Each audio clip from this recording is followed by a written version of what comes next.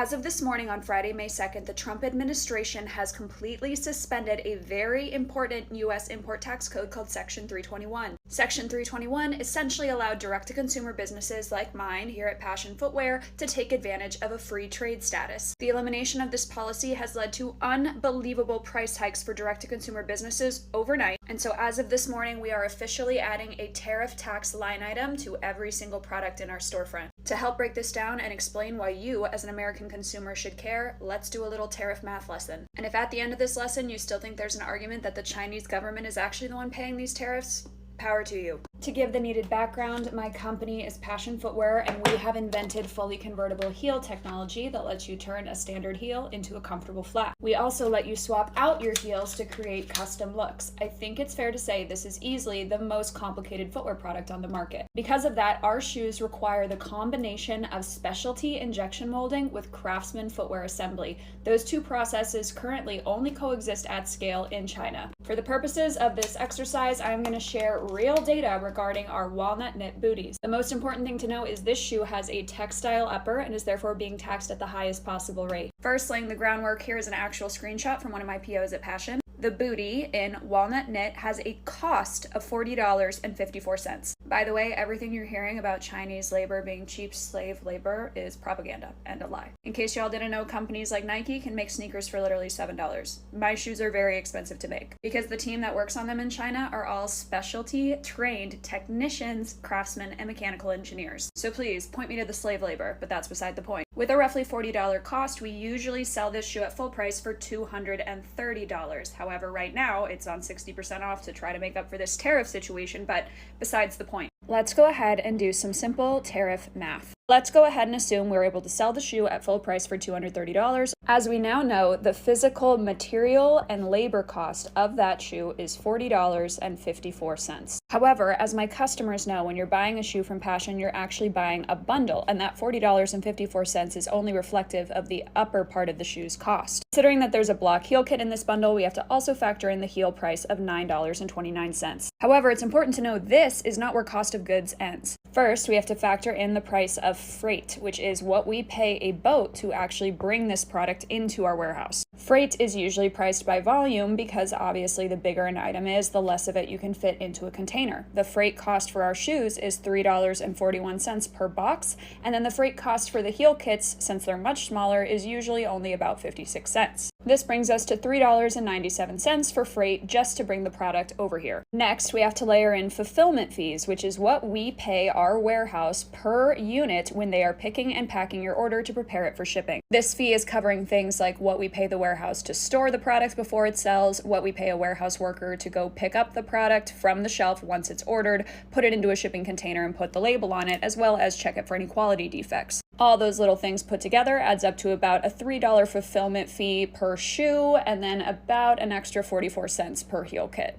Next up, as an e-commerce brand, we usually heavily subsidize shipping and even offer free shipping on most of our orders. On average, this is going to cost us about $12 to the consumer based on their location. Last but certainly not least, we have to factor in merchant fees, the percentage of each and every transaction that we pay to our website provider Shopify, to the credit card processing company, etc. This usually nets out to about $4.37 for a shoe purchase and then $1 for an additional heel kit purchase. Keep in mind, at this point, none of this is factoring in duty because we've been importing under Section 321, which lets us take advantage of free trade. So up until today, we have not had to factor duty into this equation. After we factor in all the different elements of cost of goods, this leaves us on a $230 sale, a total product profit of $155.39. This is otherwise known in the industry as your gross profit.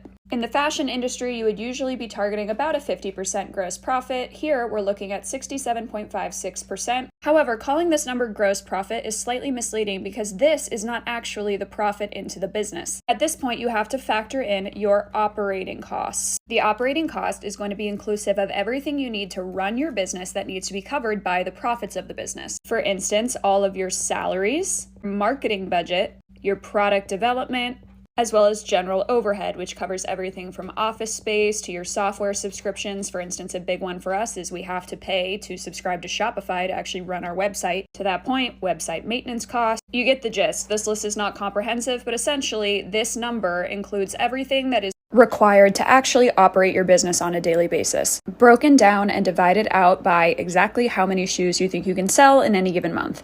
At Passion, this number ends up being $111.69. This leaves us with an actual operating profit, or EBITDA for industry folk, of $43.70 per shoe. This is sitting at 19%, which shockingly is close to double the footwear industry average of 10%. However, thank goodness this number is so high, because as a high-growth startup, we need this number as high as possible. In a giant company like, let's say, a Nike or a Steve Madden, this amount of money might just go to lining the bank account. However, when you're a company that's growing very quickly, this number is what directly contributes to your ability to hire new people, which, by the way, is code for actually creating US jobs. And then most importantly, this is your budget for actually buying more shoes. Y'all know that Passion has always struggled with sellouts. It's because this is the money we have to work with to keep buying more product without outside funding. So there you have it. We're able to clear a 19% profit and use that money to create jobs and make more shoes and grow the business, right? Not to mention that's also the amount of money that potentially could contribute to our corporate income tax base, but apparently the government doesn't care about that. Because with the elimination of Section 321, suddenly we get to play the tariff game. Something a lot of people don't realize when they hear the 145% tariff is that's not where it stops. The tariff is a surcharge charged on top of your base import rate as well as other rounds of tariffs. Your tariff rate is determined by the product's HTS code, which is determined by the type of product and the material. So for instance, given the example of our walnut knit bootie, we're looking at a textile boot. That's HTS code 6404193960. That HTS code already has a base duty rate out of China of 37.5%.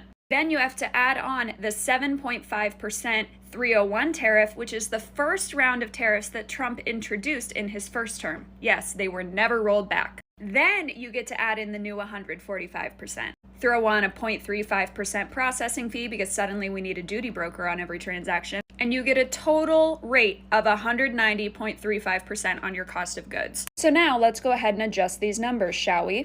Let's go ahead and keep the MSRP at $230 because China's going to pay these tariffs, right? We now have to take the cost of this shoe and multiply it by that 190.35% tariff. This now means every time we import this shoe, we have to pay an additional $77.14 on top of the $40.54.